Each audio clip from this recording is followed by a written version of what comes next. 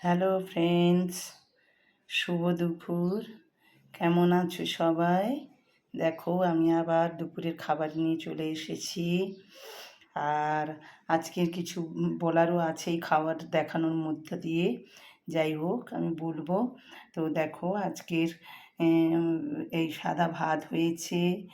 আর এই যে ঢ্যাঁড়স ফ্রাই, এই ঢ্যাঁড়স ফ্রাই বলছি আমি, কিন্তু অ্যাকচুয়ালি ঢ্যাঁড়স ফ্রাই নয়, আমি সেদ্ধ টাইপের করেছি। কারণ বন্ধুরা, এটা আমার একটা টিপস এবং সাজেশান বলো, ঢ্যাঁড়স কোনো দিন ফ্রাই করে খেতে যাবে না।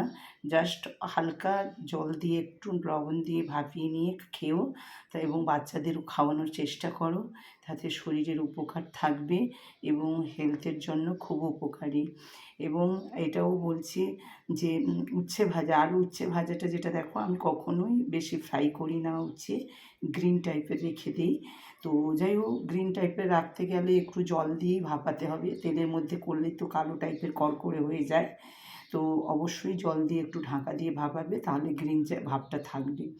আর যেটা সবথেকে বলার কথা আজকের, এই ডালের চোখা। তো মুসুরি ডাল ভাতে দিয়ে সেদ্ধ করে চোখা করেছি। এই রেসিপিটা আমি তোমাদেরকে ছেড়ে দেবো, যখন হোক তোমরা দেখে নিও।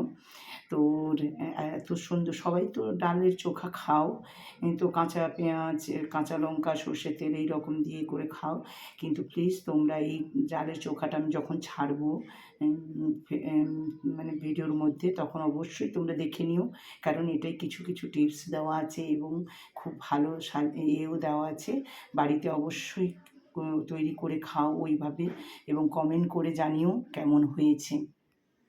আমি সবার থেকেই আলাদা সম্পূর্ণ করি, কারণ আমি শরীরটাও আগে দেখি, তারপর টেস্টও লাগবে। সবাই বয়স থেকে, ছোট বাচ্চা থেকে আমরা সবাই তোমরা খেতে পারবো এমনই জিনিস আমি তৈরি করে তোমাদের সামনে নিয়ে আসি এবং নিয়ে আসবো। আর দেখো এই মা বাড়িতে আছে, যার জন্য টুকি একটু কিছু তৈরি করে ফেলি। তো দেখো এই মোরলা মাছ বাজার থেকে নিয়ে আসা হয়েছিল কালকে। তো সরু আলু পচিয়ে মোরলা মাছের একটা চচ্চড়ি মতন করেছি, এবং আলু পেঁপের তরকারি একটু করেছি।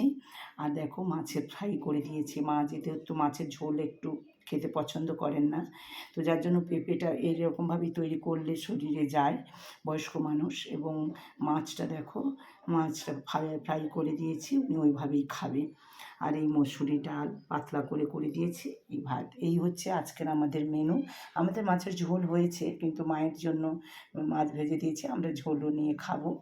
তো যাই হোক, এই হচ্ছে আজকের মেনু।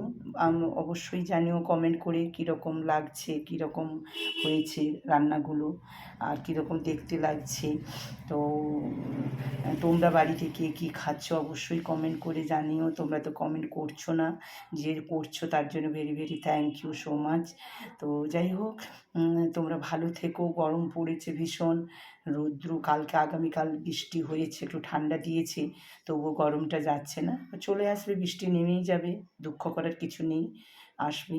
তো যাই হোক, সবাই ভালো থেকো, সুস্থ থেকো, টেক কেয়ার, রেস্ট করো, এই বলে আমি রাখছি। টাটা।